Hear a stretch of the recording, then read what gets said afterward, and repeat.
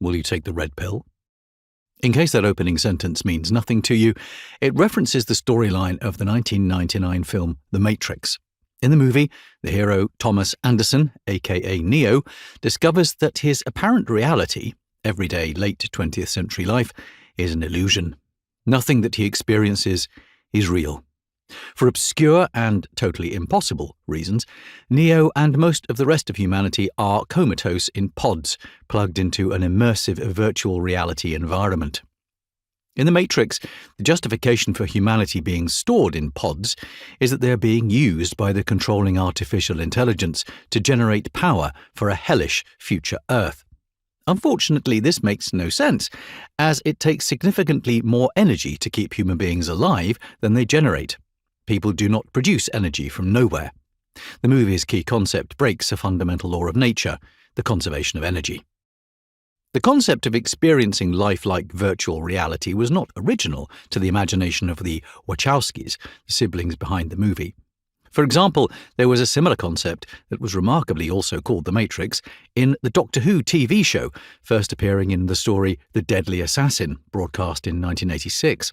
While the 1992 novel Snow Crash by Neil Stephenson featured a realistic, though consciously occupied, virtual reality world that gave us the term metaverse. Introducing Brainjacking. The Matrix film portrayed a visceral, fictional kind of brainjacking, which is the term I'm using to indicate mechanisms that enable our brains to be changed by others, often without conscious awareness that this is happening. This is entirely different from brainwashing, where the experience is all too obvious to and traumatic for the victim. Brainjacking is a more subtle, far more widespread, and more interesting activity. I won't be covering brainwashing here, but see the further discovery section at the back of the book for a recommended title on the subject. The vivid reality of the Matrix experience, indistinguishable from the real world except when there was a glitch in the Matrix, certainly won't become practical anytime soon. Early attempts at virtual reality have aptly demonstrated that we have a long way to go.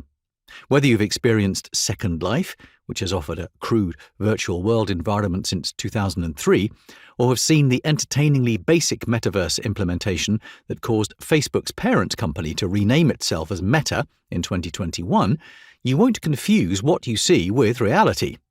However, if we put aside the aspect of fooling our senses into believing a virtual world is real, there's another type of brainjacking that goes on in the movie.